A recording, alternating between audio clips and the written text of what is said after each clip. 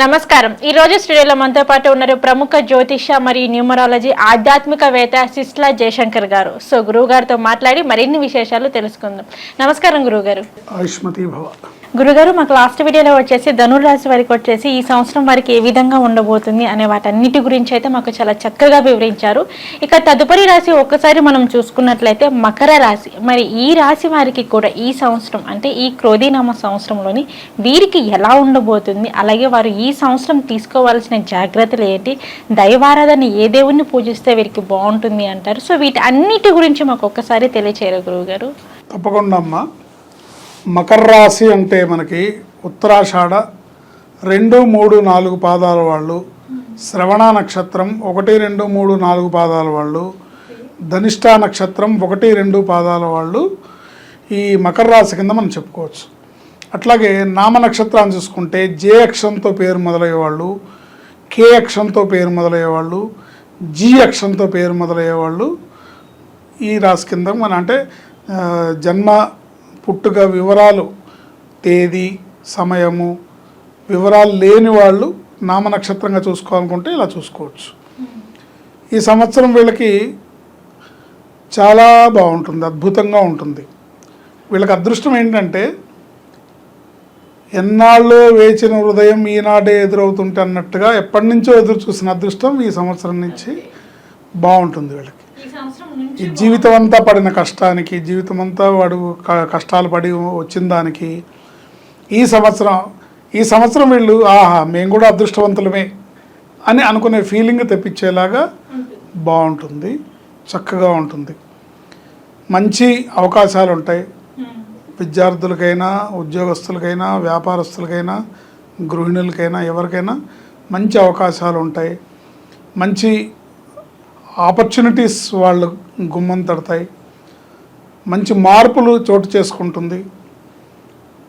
తర్వాత ప్రేమ వివాహాలు ఎవరన్నా ఇప్పుడు కొంతమంది ఉంటారు, మేము 10 ఏళ్ళ నుంచి ప్రేమించుకున్నాం కానీ మా పెద్దలు ఒప్పుకోలేదు, పెళ్లి చేసుకోలేదు, వాళ్ళు ఒప్పుకున్నాక చేసుకుందామని ఉన్నాం.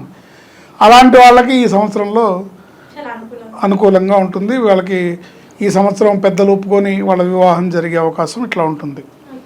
ఎన్నో ఏళ్ళుగా అభివృద్ధి చూస్తున్న వాళ్ళు, ఎన్నో ఏళ్ళుగా వివాహం కోసం చూస్తున్న వాళ్ళు, ఎన్నో ఏళ్ళుగా సంతానం కోసం చూస్తున్న వాళ్ళకి కూడా ఈ సంవత్సరం వీళ్ళకి అనుకూలంగా ఉండే అవకాశం ఉంటుంది.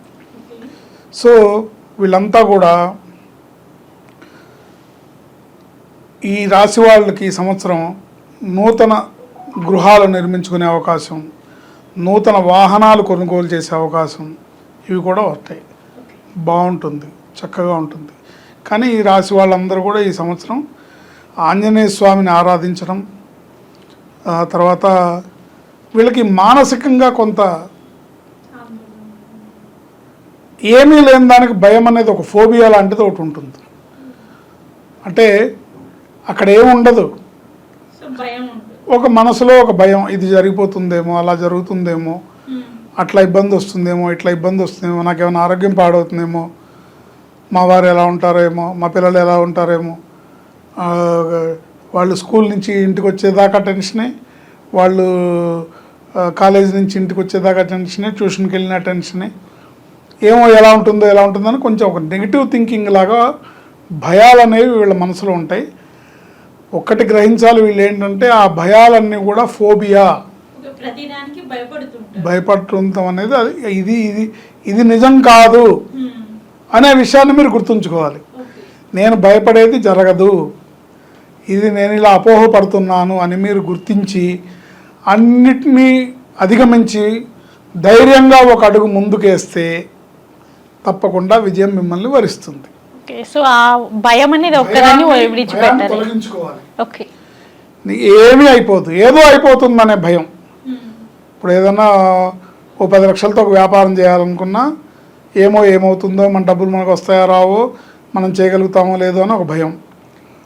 రియల్ ఎస్టేట్లో ఏదన్నా ఒక స్థలం కొనుక్కోవాలనుకున్నా ఇక్కడ ఈ 10 లక్షలు పెట్టడం అవసరమా లేదా, ఈ పెట్టడం వల్ల మనకు లాభమా నష్టమా ఏమో తెలియదు, ఎలా ఉంటుందో తెలియదు, ఈ ఉన్న 10 లక్షలు తీసుకెళ్ళి అక్కడేం పెడతాం అని అనుకునే ఒక భయం.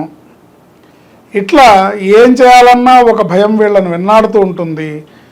ఆ భయాన్ని తొక్కిపట్టి ధైర్యంగా ఒక అడుగు ముందుకేస్తే విజయం వీరిదే. ఆ భయాన్ని తొక్కిపెట్టేయాలి. సో అందుకు గాను వీళ్ళు ప్రతి మంగళవారం శనివారం తప్పనిసరిగా ఆంజనేయ స్వామిని ఆరాధించాలి, ఆంజనేయ స్వామి దేవాలయాన్ని దర్శించాలి. శనివారం నాడు ఆంజనేయ స్వామికి తప్పకుండా వీళ్ళు ఆకు పూజ కానీ, సింధూర లేపనం కానీ, వడమాల కానీ, ఏదో ఒక రకమైన ప్రత్యేకమైన పూజ, అష్టోత్తర శతనామ పూజ అవి చేయించుకోవాలి. చేయించుకోవడం ద్వారా ఈ మానసిక పరమైన ఆందోళనలు, భయాలు తగ్గి ధైర్యంగా వీళ్ళు ముందుకెళ్ళగలుగుతారు. వీళ్ళ విజయ రహస్యం ఒక మాటలో ఎక్కడుంది అంటే, మీ మనసులో ఉన్న అపోహల్ని, భయాల్ని తొలగించి మీరు ధైర్యంగా అడుగేయటంలోనే మీ విజయం దాగి ఉంది. మీ విజయం మీలోనే ఉంది, మీ మనసులోనే ఉంది, మీ మేధస్సులోనే ఉంది.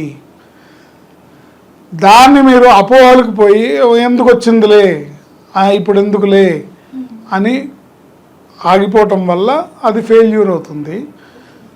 ఏం కాదు, ధైర్య సాహసే లక్ష్మి, నాకు భగవంతుడు ఉన్నాడు, నా టైం బాగుంది అని అడుగు ముందుకేస్తే తప్పకుండా వీళ్ళు విజయాన్ని సాధిస్తారు. అన్ని రకాలుగా గ్రహశాంతిని పొందుతారు. ప్రతిరోజు తప్పనిసరిగా హనుమాన్ చాలీసా పారాయణ చేసుకోవాలి.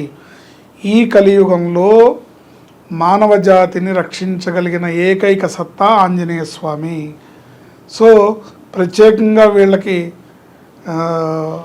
ఆంజనేయ స్వామి అనుగ్రహం అనేది చాలా అవసరము. ఆంజనేయ స్వామిని మీరు ఎలా ఆయనతో భక్తుడికి భగవంతుడికి ఉండే బంధాన్ని ఎలా పెంచుకుంటారు అనేది మీకు మీ శక్తి కొలది. మీరు హనుమాన్ చాలీసా పారాయణ రోజుకు ఒకసారి చేస్తారా, 3 సార్లు చేస్తారా, 5 సార్లు చేస్తారా, 11 సార్లు చేస్తారా, మీ ఇష్టం. ప్రతిరోజు చేస్తారా, వారంకి ఒకసారి చేస్తారా, మంగళవారం శనివారం చేస్తారా, మీ ఇష్టం. ప్రతిరోజు కనీసం రోజుకు 3 సార్లకు తగ్గకుండా హనుమాన్ చాలీసా పారాయణ చేసుకుంటే మంచి ఫలితాలు ఉంటాయి. మంగళవారం శనివారం ఆంజనేయ స్వామిని దర్శించి ఆయన సింధూరాన్ని నుదుటిన ధరించి ఆయనకి ఏదన్నా ఆకు పూజ కానీ, వడమాల కానీ, సింధూర లేపనం కానీ, మంగళవారం నాడు సింధూర లేపనం, శనివారం నాడు వడమాల వేయించడం అనేది చాలా ఉత్తమమైన ఫలితాలను ప్రసాదిస్తుంది. స్వామి అనుగ్రహంతో పాటుగా గ్రహాల అనుగ్రహం కూడా లభించి వీళ్ళు ఉన్నతమైన జీవితాన్ని, అదృష్టాన్ని పొందుతారు అని చెప్పచ్చు.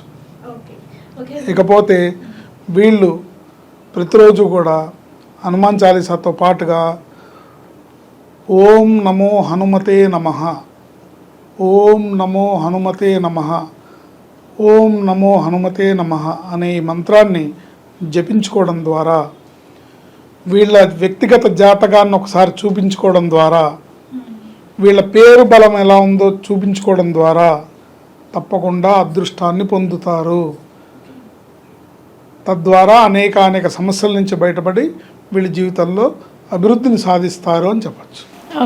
ఓకే గురువుగారు, మకర రాశి వారికి వచ్చేసి ఈ సంవత్సరం ఏ విధంగా ఉంది, అలాగే ఈ సంవత్సరం వారు తీసుకోవాల్సిన జాగ్రత్తలు ఏంటి, నియమాలు ఏంటి, ఎటువంటి నియమాలు పాటిస్తే వారికి ఈ సంవత్సరం బాగుంటుంది, అలాగే ఆదాయం పరంగా కూడా వీరికి ఏ విధంగా ఉంది అన్న అంశం గురించి అయితే వీటన్నిటి గురించి మాకు చాలా చక్కగా తెలియజేశారు. ధన్యవాదాలు గురువుగారు. ఆయుష్మతి భవ.